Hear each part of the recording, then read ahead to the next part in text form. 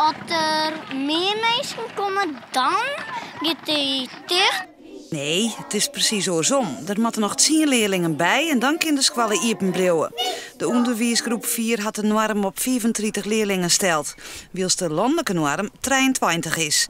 Maar daar had de onderwijsgroep niet aan. Ze hebben meer scholen, zitten in een krimpgebied en krijgen het financieel net meer van elkaar al die scholen open te houden. En dus sneuvelt de liedste, die van Boksem. Die wordt dan in de bekostiging als eerste gekort door de overheid. En op het moment dat we geen bekostiging meer hebben voor het onderwijs aan de kinderen, dan zou het uit het eigen vermogen moeten komen. Nou, dan hebben we ook de gemeente die als toezichthouder optreedt en die zullen daar naar alle waarschijnlijkheid niet mee akkoord gaan. Wat we nou correct voortrennen, dat is ons instructielokaal. We werken met vakleerkrachten en de vakleerkrachten die verzorgen de instructies van alle groepen. Dat de school tweetalig is, allerhande prijzen en certificaten had voor haar manier van onderwijzen, telt net mooi. Het gaat om de kosten.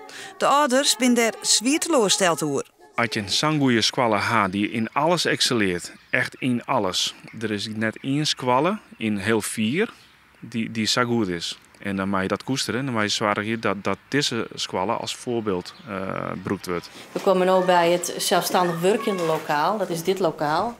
Vrolijk begreep de emoties Hielendal, maar zei het net oorste kin.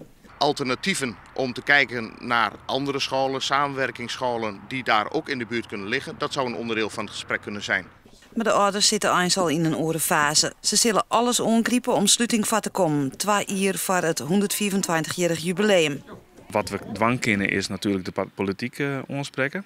Zodra wij de brief ontvangen hebben van hoe wat ze precies willen, kunnen wij bezweren ondertekenen. Op deze school willen lekker buiten spelen. Vregen dus in Boksem, grote gezin, maar lietse baan. Oors bleef de zandbak aanst leeg.